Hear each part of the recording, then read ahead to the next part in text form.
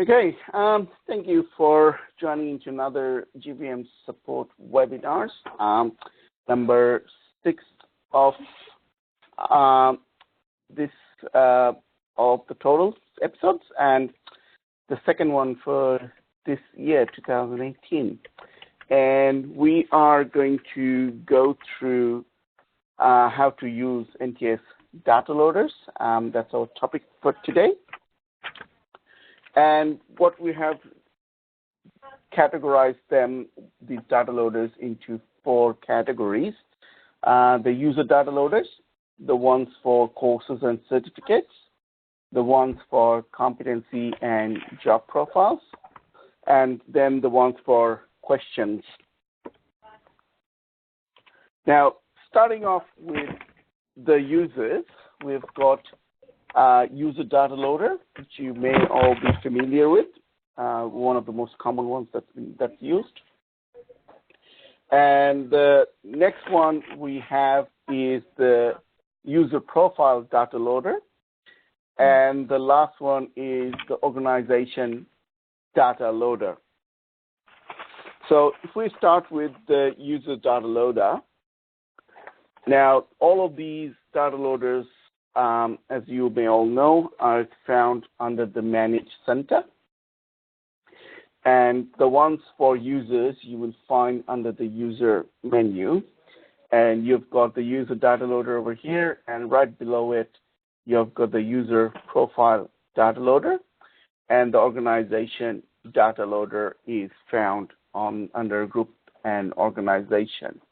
Now, these menu may be labeled differently based on the terminologies you use in your own organizations. So you might find over here it may say something else other than organization, which would be more familiar to you. But the default NTS one is called organization, user data loader, and user profile data loader. Now, user data loader is the most common that's used by everyone to upload users into the system. Most of the time, it is also the one that's used for integrating with your HR system, and that allows us to automatically transfer users from your HR system to the LMS. Now, for those who haven't got that integration going, you can always do bulk user data uploads using this user data loader. And there is a template that you can use to set up all the user records that you want in the system, and then lay them out and slowly, and then once you have done that, you can upload that into your system. Now, as you can see, the template's got lots of fields that are relevant to a user. And at the time of the creation of your user, you may find that a lot of these information are not available to you, or you may just not need them. So in those cases, you can actually omit some of these columns to upload your user. Now, to create a user, the fields that are mandatory are action, the user ID, the password, family name, given name, and user role. Those are the only ones that's required for you to be able to create a user onto the system.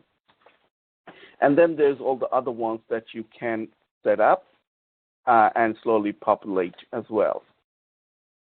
If you are unsure of how the data should be in the data loader, you can click on help over here, and this help tells you how the data formatting should be. So, and it also tells you all the fields that's required. Now, one other tip over here is if you are trying to overwrite an old data with the new data, all you have to do is populate that particular column with the new data and the LMS will override it. But if you're trying to blank a previous data, what you need to do is put asterisk, none asterisk in that particular column, and the LMS will go and blank that column. For example, if you've got company address 1, if you've got an address already there and you no longer require that address, all you need to do is in that particular column, put star, none, star, and when the user gets uploaded, this becomes blank.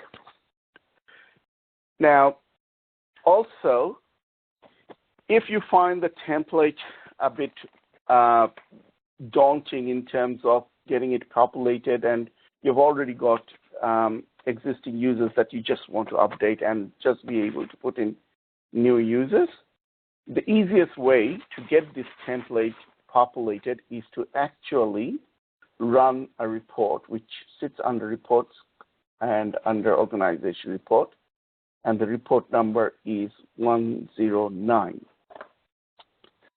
If you run 109 as a CSV and you put the format to be only header and data rows, and you select whichever organization we're talking about or you have in your mind to update users for, it can be all of them if you want, and you run that report, you'll notice that the report gives you exactly that format that you can use to upload through the data loader. As you can see here, all of these users are there, already populated. So if I want now, I can just create another new user and upload this CSV, and it will update or add any user that I want. So for example, let's say if I modified the name of Jamie Kawan to be, let's say, Jamie Kwan 1. And let's say that's the only change I make. I will save this file on my temp folder.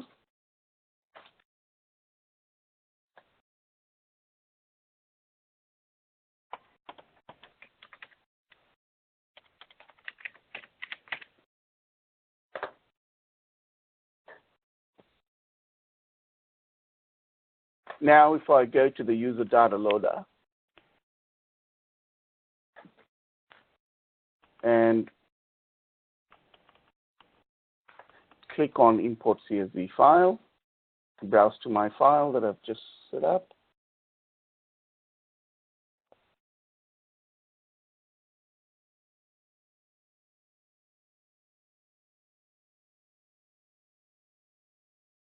I'll just use the default profile. You can select any profile that you want that you've got set up on your LMS.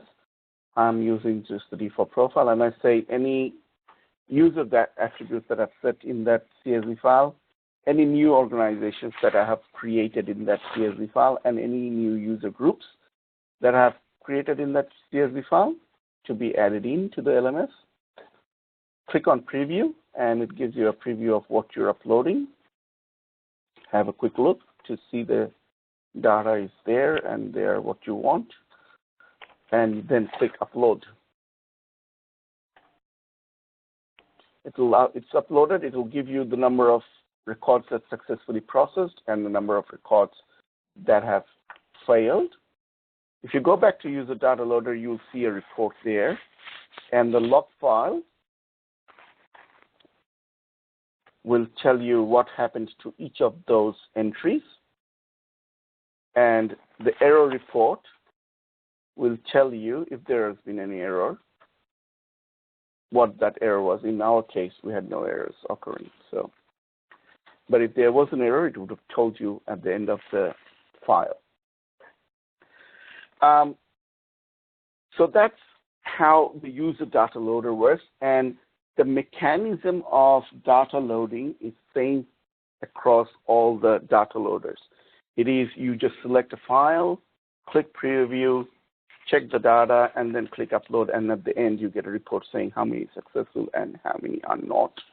The only thing that differs in the process is how the CSV files are laid out.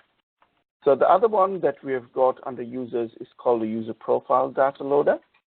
What the user profile data loader lets you do is basically what it allows you to do is create a user template or a template user that you can then use to create new users.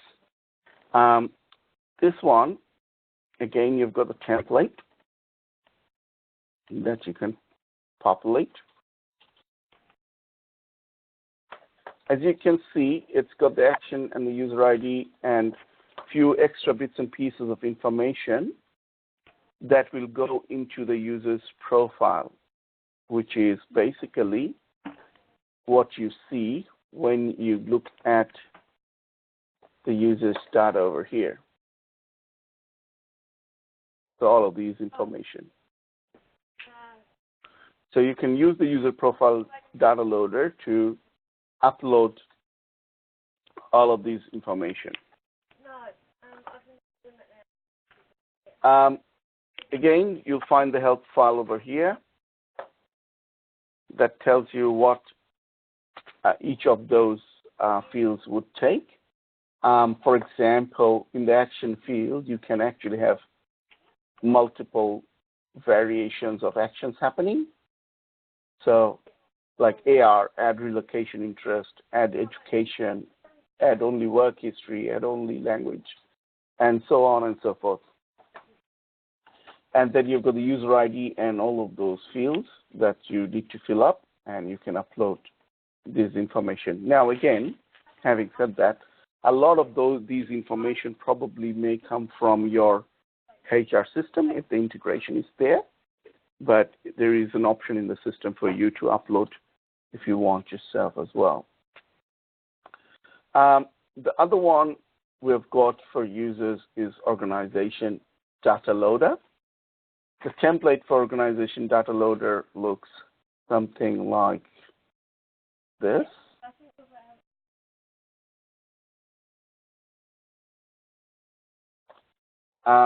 You can see that there's action, there's org code, org descriptions, and parent. What parent means is the root of or the first immediate org for the org you are creating. And all of these you can populate and set this up, and you can have an org structure created within minutes without manually going through and creating them one by one. A lot of these, again, are fields that you will not need or do not require. What you can do is, in those cases, just get rid of them and only have the fields that you need. In this case, the mandatory fields for creating an org is your action, org code, org description, and the parent name. The rest are all optional.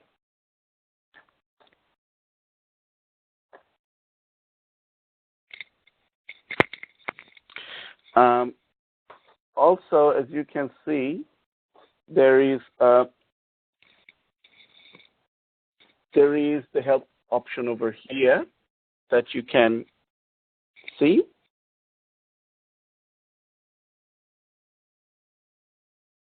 And this again will tell you what you can and cannot put into each of those folders.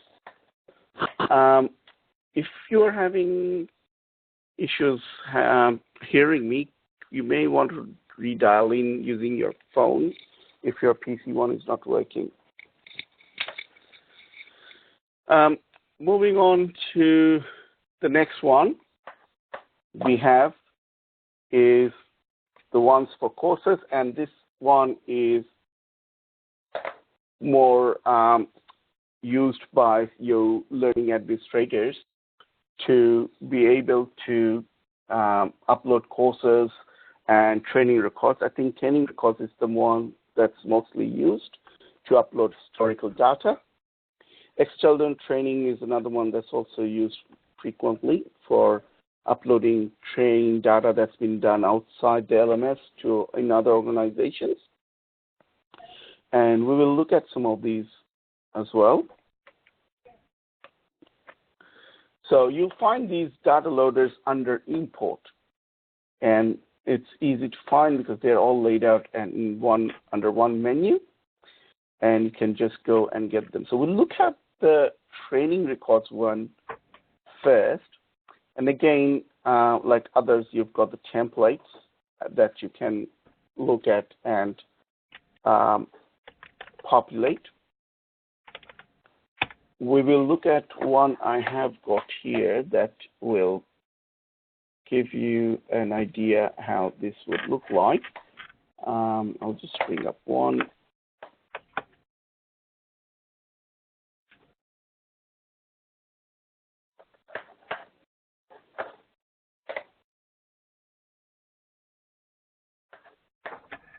So something like this.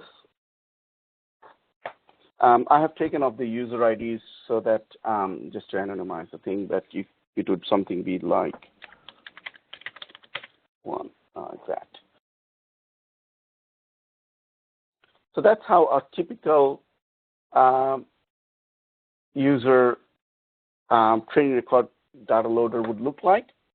Now, over here, interestingly, you can also use this to create your course as well as the sessions by simply not putting the user ID and all the other details. As you can see that my CSV looks different from the template, which tells us basically that you can only have the fields that you need and the rest are all optional. So over here, as you can see, the mandatory fields are the ones that I've got here, up to start date, end date, and LO type. The rest are all optional fields. So in order to create a learner's transcript history, you need the user ID, the learning code or the module ID that they have done, the start date, the end date, the type of learning, which is either online, classroom, program, or something like that. The venue, if you have got one, status of the session to make it active or completed or closed, and whether you want the system to create that session or have an existing session modified. So if I upload this, this will create an entry for test user 1 in the LMS under the basic first aid course, and that will be his learning history. In the next line, the one where there is no user ID, what it will do is it will create a session for 2nd of 2nd, 2018 and add that to the already existing basic first aid. Now, if basic first aid course does not exist, it will also create that course. Now, if we now have a look at the help file for this, it will give us more information as to what data we can put in and what each of those fields should have. For example, we can see you can also put an instructor in, which I did not need because I didn't have any. You can also put scores. You can also say what language that course is running on.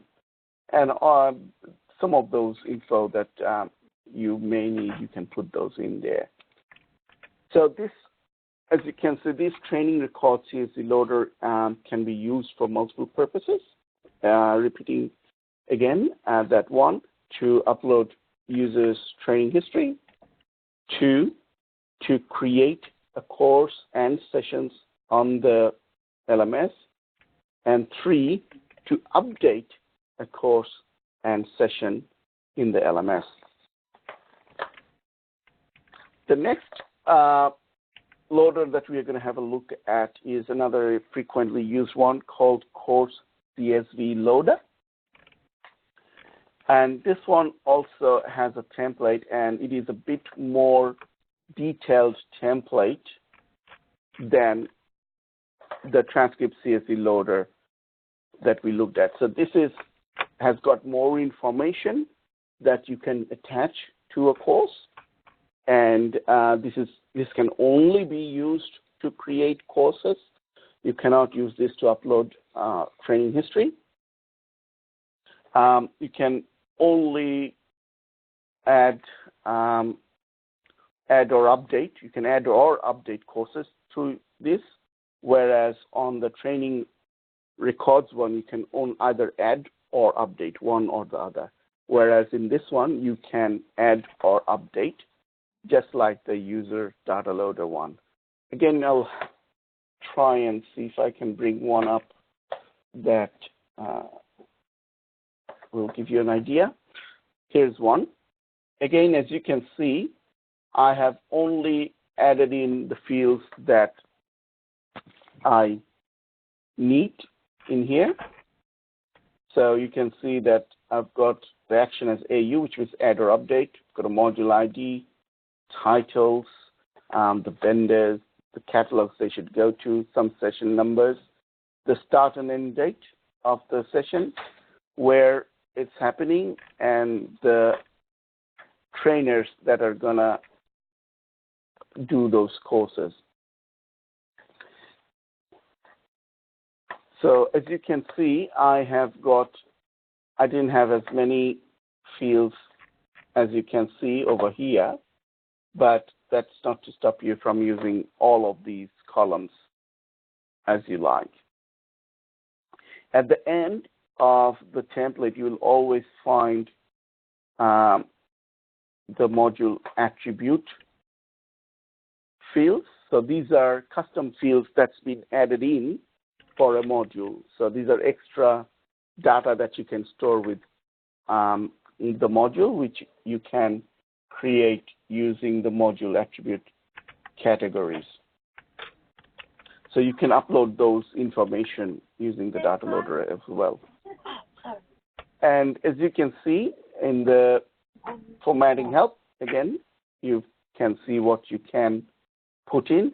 It will tell you, it's got a list of the learning types, codes. So if you put O in the learning type, it means it's an online course.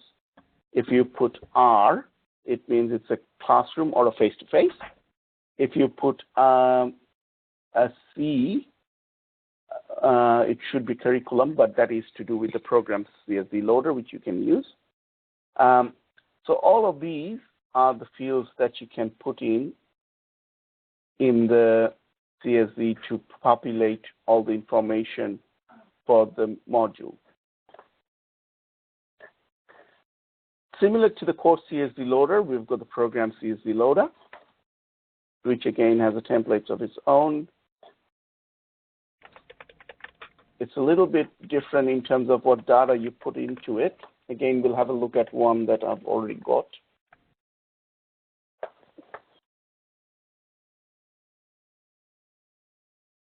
So again, you've got the action, you've got the program ID, the title, and any description that you want to put it. Whether you want it to be able to be accessed by users, visible when they search for it. The session ID and session title, just like the course one. And then the dates as well. What it has in extra is session assigned module ID, module session ID, and assigned module order, which means the courses that you are adding into that program. So if the course has, let's say, another online module attached to it, you would put those details here. For example, online module 1, and then the session of that module ID, which is maybe called test session, the session code, and the order of it would be, let's say, the first one, 0. If I then make another copy of this and put that there, let's say the second one is actually a face-to-face one. So let's call that classroom module 1 and test session 2 maybe. And in order, it is 1. So if we just populate this like that and set up all the modules that are attached to that particular program session, and we upload this, it will build the program, its session, and also assign each of those modules that is attached to these sessions. One thing to note is all these modules that you are assigning to the program need to exist in the LMS. Otherwise, the system's going to throw an error saying the assigned module does not exist. Also, if you already have these assigned and you've got add in it, what will happen is the system is going to come back and say, this session already has this module ID assigned. So in that, if you want to modify this, you need to put U instead of A, which is update.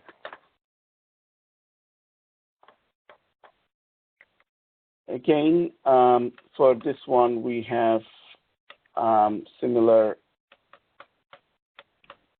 help file, as you can see on the screen, that tells you what you can and cannot do and what fields values needs to be in each of these fields. So as you can see, it's a very big CSV file that you can use for to populate your program. But again, not all of them are mandatory. A lot of them are optional. The only ones are action, program ID, and program title, just to create the program. You'll find some information over here which tells you what add does, what update does, and what delete does for that particular data loader. The next one in the list that we have got here is the external training CSV loader. Depending on the version of NTS you are using, you may or may not see this data loader. I believe this external training CSV loader came in on the later version, so earlier versions of NTS may not have it. This again is a kind of a similar template to the core CSV loader, but with very fewer fields, simply because external training does not take that many information, if you remember. We'll just quickly have a look at that screen as well, just to know.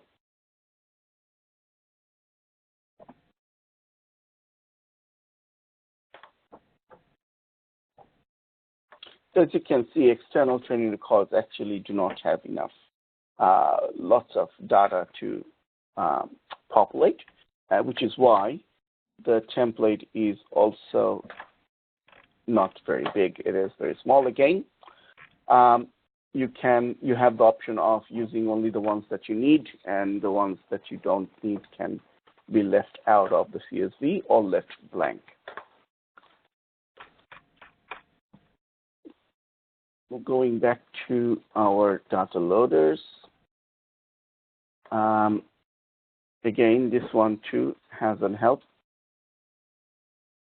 which tells you what you can have in terms of the data and the values. One thing that you have here, which is different to the other ones, is the status.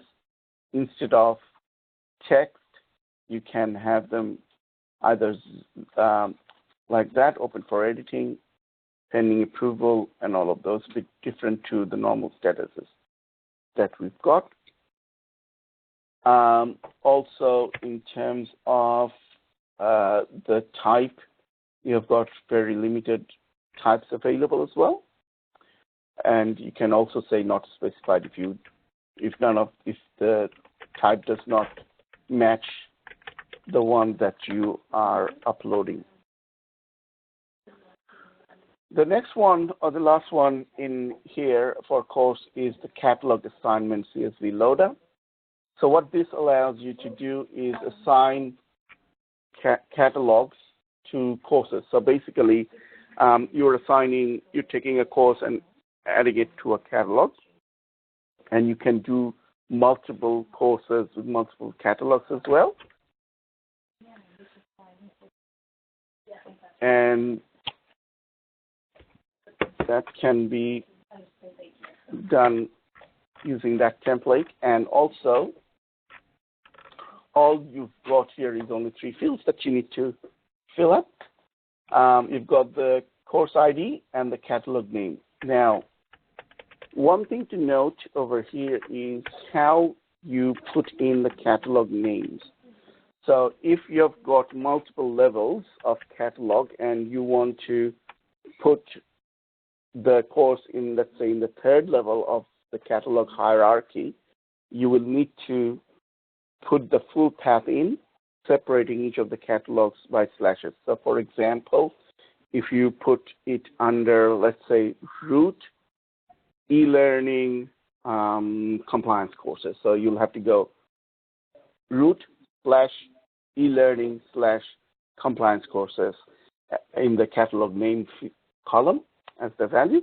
And when you upload this, the LMS will put that course into that 3rd level catalog called compliance courses.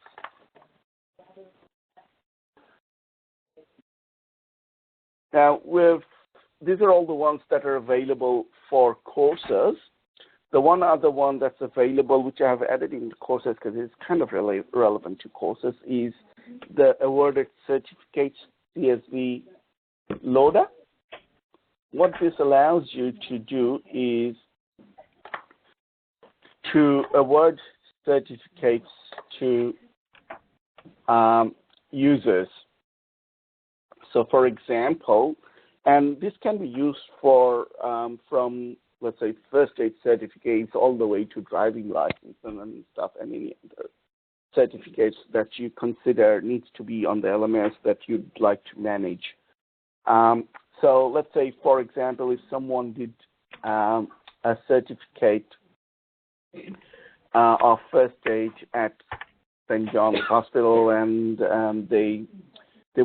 you wanted their record to be on the LMS, at the same time notifying you when that expires so that they can tell them to go and do it again, you can use this data loader to store that certificate. So again, as usual with all the other data loaders, we've got action, user ID, then an award ID, which is basically a number, the title of the certification, a code which we assign to the certificate, date achieved, expiry date, any comments that you have on that. If it is self-awarded, so if you're uploading it for them, so say self-awarded, status, and any attachment to any file that you would like to upload with that. And the help file will tell you what you can and cannot put in that. Action can only be add or delete, so there's no update. You cannot update certificates. Certificate name, as you can see, in this case, it's mandatory. The certificate code is, although not mandatory, it is recommended that you put it in.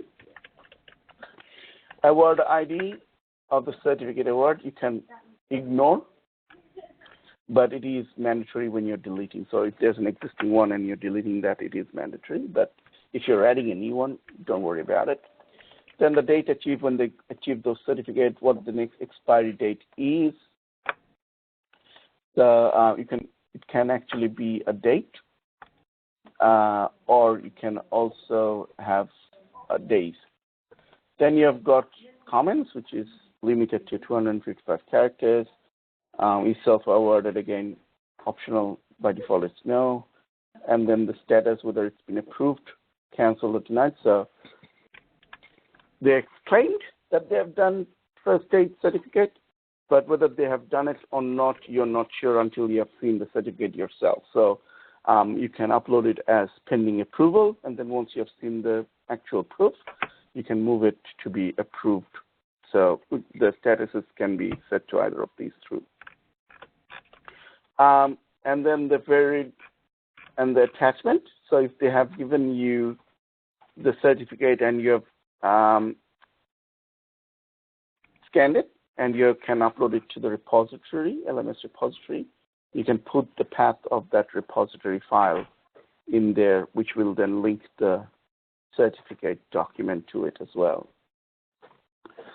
So this comes in handy when you want to manage certificates and their expiries. And if you set up the certificate in the LMS, you can also attach notifications to it. So when it expires, it can send a notification to you and or the participant as well, saying this is expiring and you need to renew it. Next on our topics is the ones for competency and job profiles. Competency and job profiles this one's probably relevant to if you're using competencies and job profiles. I know a lot of you are not using competencies and job profiles to manage users' learning paths. However, if you are, the competency data loader and the job profile data loader, the competency module expiry data loader and competency assessment data loader are useful to manage competencies and job profiles. Just like the other data loaders, competency data loader also comes with its own template. And it, again, also has data that you'd want to put in. It's, again, got fields that you may or may not use all of them. So you just populate the CSV as required, and you then upload it to the system. And the help file will tell you again what you can and cannot do with that. As you can see, it says if you're adding to create a competency, action, reference code, and title are mandatory fields. The rest are all optional. So when you're adding, you need to have those fields there. And you can only have add, update, or delete. So you have to choose what you want to do with the competency. It does not have the AU mode like some of the other ones, so it can't decide for itself. Again, as you go through the list, you'll find all the information of the values that you need to put in each of those columns that will allow you to upload a competency into the system. The other one with competency data loader, we have got competency module expiry data loader. What this tells you is those who are using the old version of NTS may not have it in your system, but those who are using a later model of later version of NTS, you will see that you can now have expiry dates on competencies, and you can expire competencies. Previously, you couldn't expire them. You actually had to take them off. There was no way of automatically expiring a competency, but in the newer versions, you can actually expire a competency based on a learning code, so learning ID. So this is data loader allows you to set that up and attach it to a competency. So you've got the user ID, you have the competency code, you have the learning ID, and you can set when it will expire. And it would go and attach that expiry to that user ID for that competency. If we are looking at the help file over here, we will note that each of these will tell you what you can and cannot do. You see the expiry is a bit different to how all the other ones are set up. So it is very specific as to what you can put and not put. So one of our 30D is for 30 days, 5 years, or F is the particular date. And you can have up to maximum 999 days of expiry. The other one in the competency data loader area is ad hoc competency assessment data loader. This is basically similar to the previous one where you're assigning the competency to the user. However, it has got a bit more information that you are putting. So it's connection, the user ID, the competency code like the other one. And you've got a proficiency level code. So if you have set up proficiency levels, so like very competent, not competent, or very satisfactory, or different levels of proficiency, or highly proficient, mildly proficient, and stuff like that, you can put what level of code they have achieved. Then when the competency was awarded to them and who assigned it, so it could have been the manager, so you put the user ID of the manager here, and when it can expire as well. Again, this one also has the help file, which tells us what we can put. As you can see, the action can again be just add, delete, or update. User IDs and reference codes and proficiency levels. Only for add and update. For delete, you do not need any of these.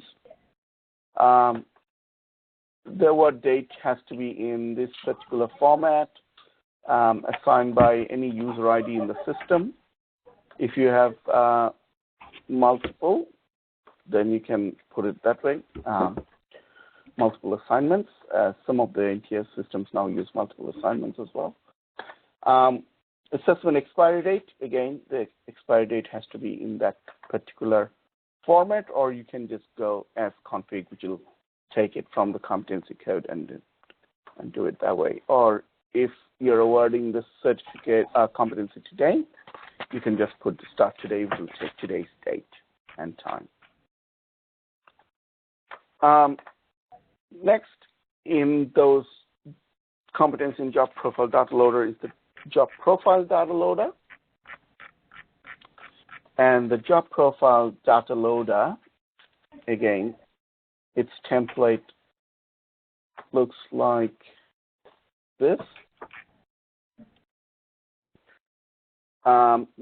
Action, job profile reference codes, kind of like competency loader, you need that.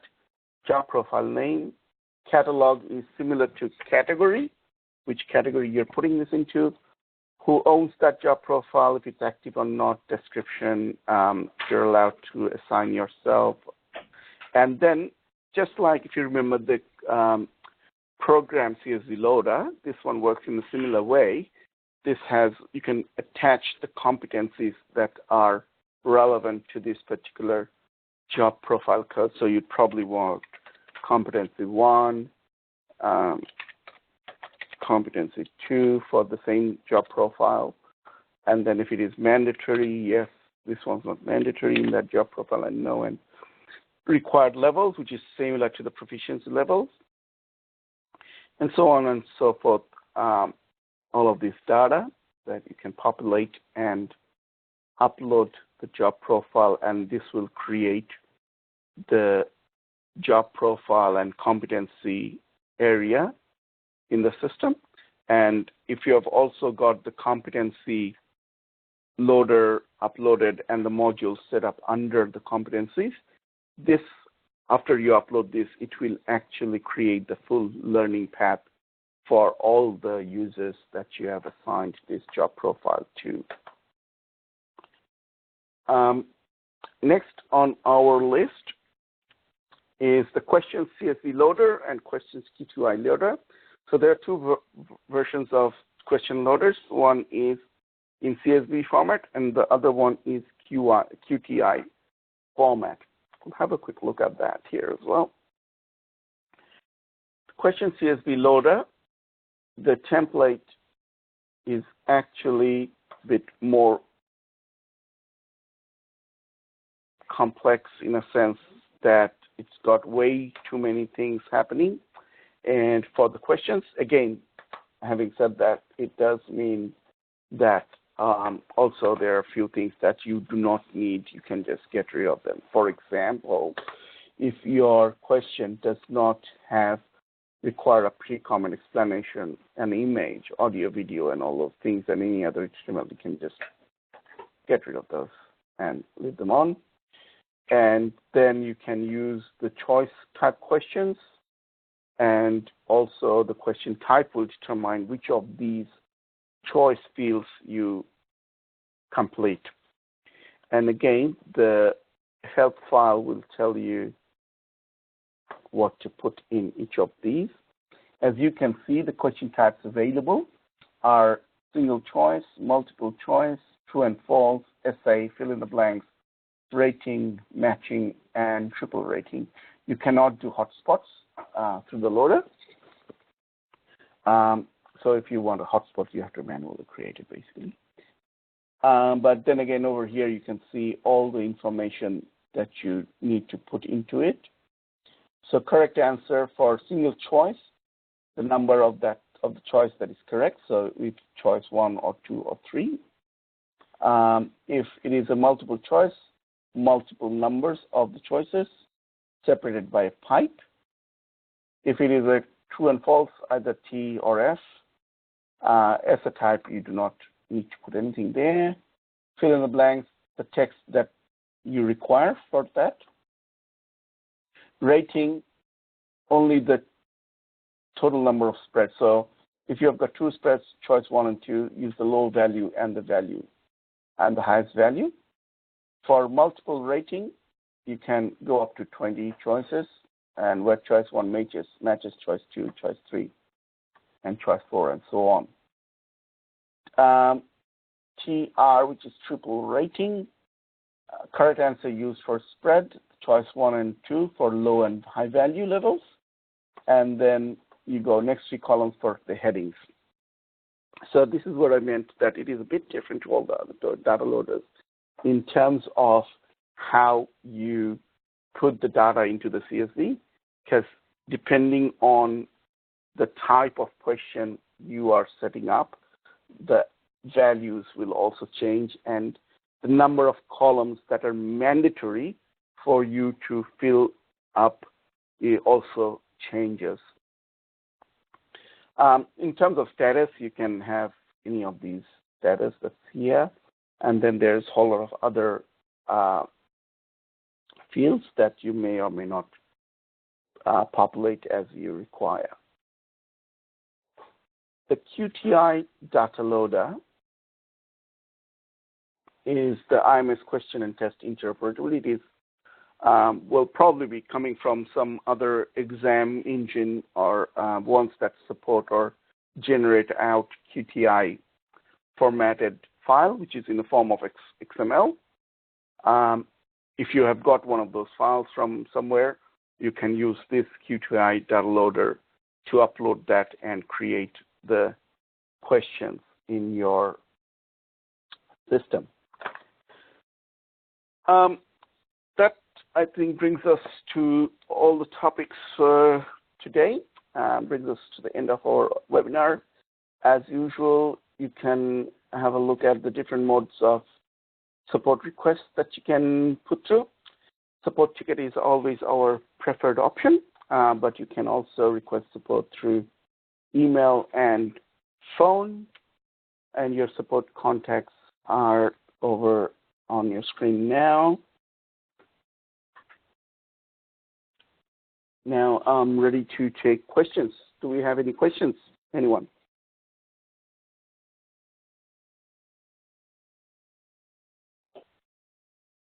Okay, no questions. All right.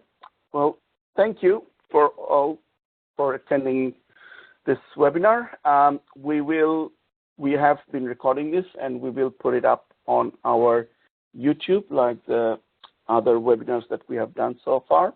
So you'd be able to access it anytime you want. And if you have any questions about this webinar, please don't hesitate to contact me, and I'll get back to you. Thank you, and goodbye.